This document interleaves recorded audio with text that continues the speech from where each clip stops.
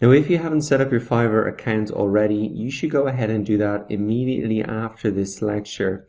And the reason that you should do it straight away, even if you don't know what you're going to sell, is because you'll see that one of the first requirements from becoming a brand new seller to making it towards a level 1 seller is that you need to be 30 days active on Fiverr.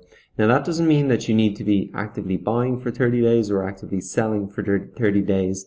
It just means that your account needs to be created for 30 days. And as I said, moving up through the Fiverr levels is very important because that allows you to get more exposure on Fiverr. They'll promote you more and you can add more gig extras, etc. So the first step in that is really moving from a new seller to a level 1. The first requirement is that you're active for 30 days. So even if you get 10 orders on your first day on Fiverr, you'll still have to wait 30 days to become a level 1 seller. So you should go ahead and set up your Fiverr account now, and that'll allow you to speed up that countdown and become a level 1 seller quicker. So all you have to do to set up your Fiverr account is come across to fiverr.com and press start selling. You can sign up with your Facebook or Gmail or just putting in your email. Now you will have to choose your username at this point, and so that's what I want to talk about and guide you through in the next lecture. Choosing your Fiverr username is an important step that you want to get right from the start. The reason that you want to get it right from the start is because you can't change your username once your account is registered. So my advice is really to just use your actual name as your username. And there's a couple of reasons why I'd advise you to do this instead of mentioning your niche or choosing a username that you don't use anywhere else online. And the number one, reason for me is I see Fiverr as a kind of extension of what else I'm doing online.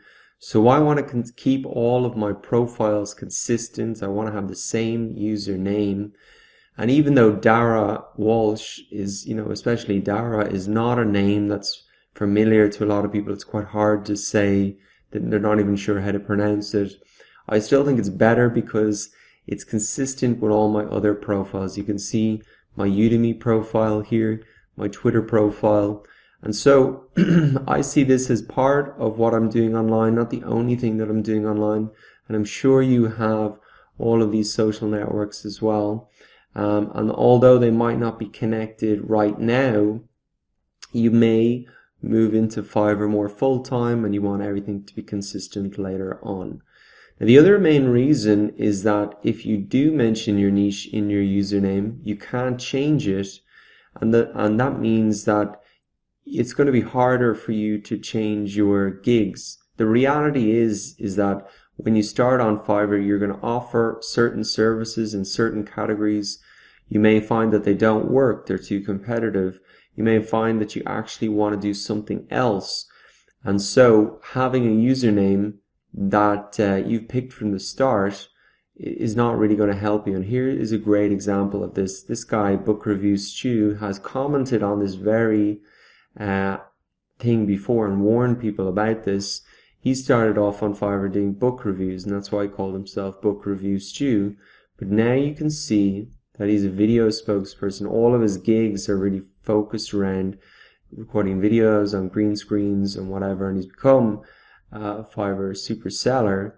But having this in his name really is a little bit confusing now for buyers, so there's really no advantage in it. So that's my advice on selecting your Fiverr account. I would just keep it consistent with your name. If you've got a very complicated name, maybe just try and shorten it down, but have that consistent with your other online profiles. Okay, so go ahead and do that now if you haven't done so already.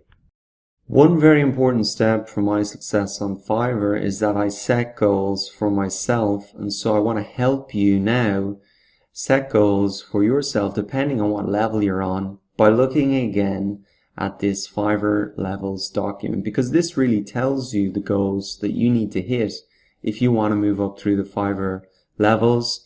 And as I said, If you move up through the Fiverr levels, you get more exposure on Fiverr, and that helps you get more sales. So, for example, if you're starting out as a brand new seller, your goal should be to get 10 sales in 30 days and also get a high rating on those gigs as well.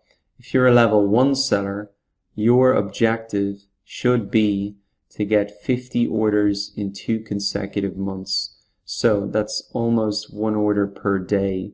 And again, you should be looking to get a very high star rating. If you're a level 2 seller, you will want to go for volume of sales as well. There's not a specific number there. I would, in my experience, this took me 3 months to become a level 2 to a top rated seller. So that's the time frame I think you can use as an approximate. But really the 5, see how high the high star ratings are. You almost have to get 5-star reviews all of the time. So if you need to, if you're not getting almost 5-star reviews all the time, that is a key thing that you need to be looking at. Exceptional customer service. We're going to be talking about that, managing your inbox later on. And community leadership isn't as important. It wasn't for me. And volume of sales, you really want to get those volume of sales up. So that's using all of the active gigs possible as well. So those are the goals that you should be setting for yourself. They should be aligned to the Fiverr Levels roadmap. And so before we really dig in, I think you should set a goal for yourself. And so if you're a new seller, that should be 10 orders in the first 30 days. Give yourself at least this much time to progress. And that's really the time frame you want to be working with. You want to be realistic. It's not going to happen in maybe a week. You need, those are the time frames that we're working with here. So I think setting up a goal now and committing to that time frame will help you power through the rest of this course, apply everything that is included in it. And as I said, everything is geared towards making sure you have high ratings, getting those orders, low cancellation rates. We're going to talk about that as well. So go ahead, write down a goal, maybe for yourself. You can even share it here as a discussion, and we'll comment on it to keep you encouraged and motivated and to hold you accountable.